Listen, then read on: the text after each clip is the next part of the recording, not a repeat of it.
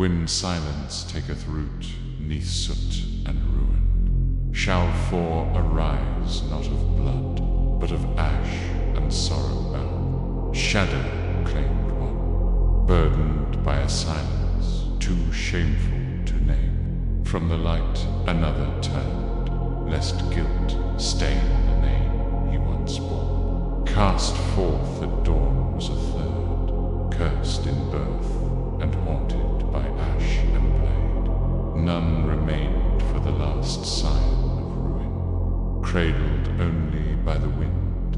Instead they walk, marked by the flame's mercy and its scorn. And mongst their number shall go he who was once crowned, veiled in ember, hidden from the eyes of time. When roots of false divinity drink deep of stolen light, the cinder of endings shall stir the breath of dawn.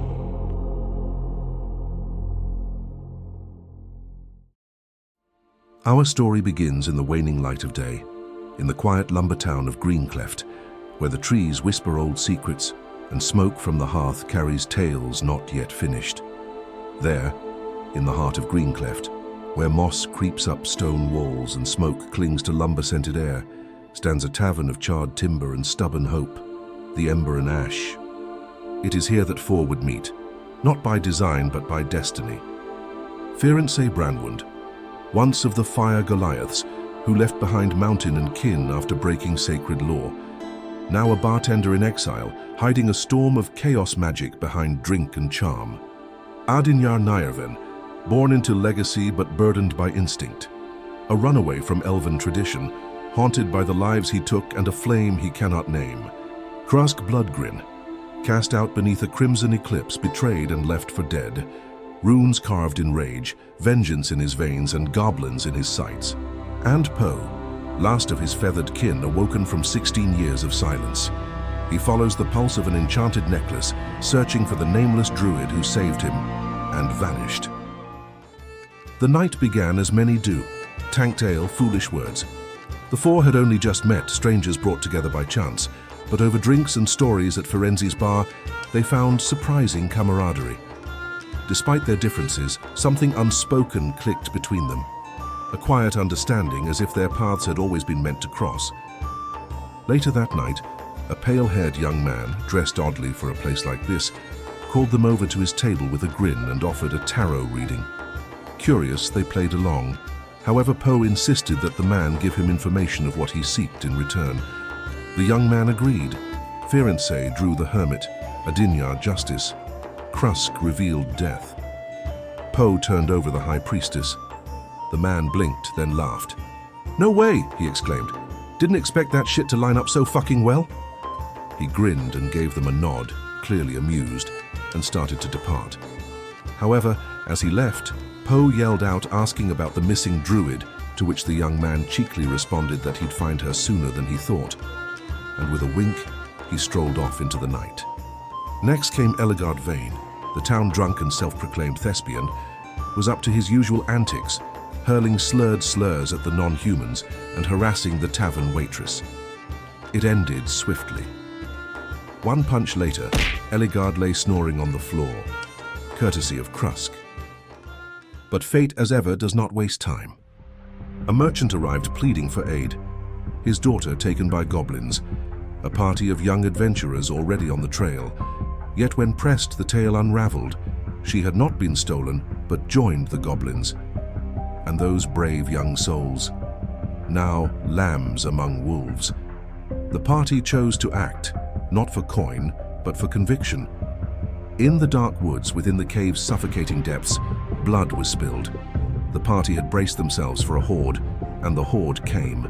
Dozens of snarling, blade-clutching goblins surged from the shadows, their screeches echoing off stone walls.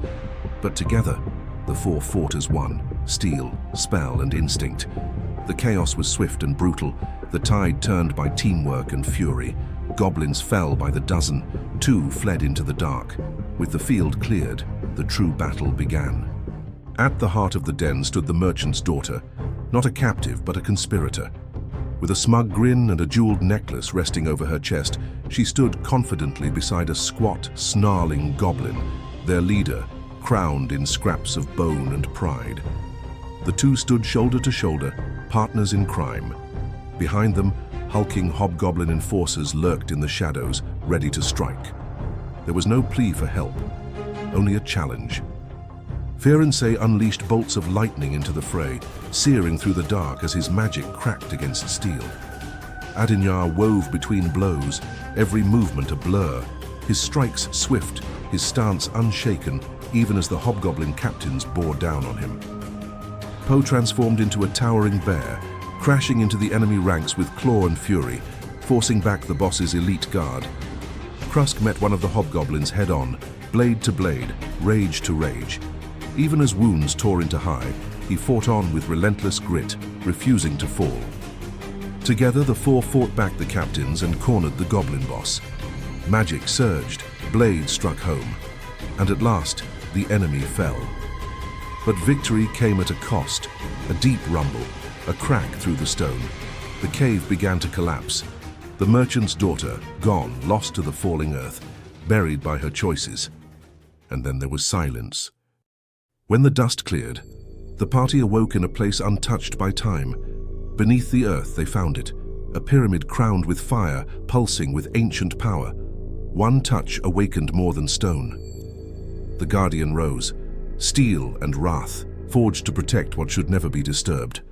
Without hesitation it struck, each blow echoing like thunder through the hollow chamber. The party fought back, blades clashing and spells bursting, but the golem was relentless. It became clear, the only way to end this was to claim the power it guarded. Amid the chaos, Adinyar broke from the fray. With instinct guiding his every step, he climbed. Dodging blasts and stone-shattering swings, he scaled the pyramid and reached the glowing orb. The moment his fingers touched it, the world stilled. His mind was pulled elsewhere, into vision, into memory, into something beyond time. And there he saw three truths. A forest hut, a towering tree, the path of the druid that had been thought to be lost. Then a temple massacre, a kobold, and the return of something vengeful. And finally, a golden elf, regal and resolute, his voice echoing across time. Remember who you are. As the vision ended, the chamber trembled once more. They fled with the orb in hand, bruised and breathless. The Guardian still stirs somewhere beneath the stone. Upon exiting, tension grew. The visions had laid bare more than prophecy. Firenze, shaken and furious, turned on Krusk, believing him tied to a tragedy that still burned in his memory. Krusk said little in return, his silence heavier than denial. Whatever truth lay behind his blood-stained past, he wasn't ready to face it, not yet. Old wounds were reopened, and trust, once budding, began to splinter. However, the orb was not yet done. At that moment, it produced another gift, though this was something far beyond a vision. It pulled them into a different plane of existence, where time felt stretched, and the world itself seemed ancient. A vast expanse of ash-colored sand stretched in every direction, and above them the sky shimmered like it had been set aflame. There at the heart of that otherworldly desert stood a pillar of light, towering and ethereal, its glow branching into the heavens like a tree ablaze with memory. And then they heard it. A voice, neither loud nor soft, but certain. The Ashbound were named, not yet legends, but no longer alone. And this was only the beginning.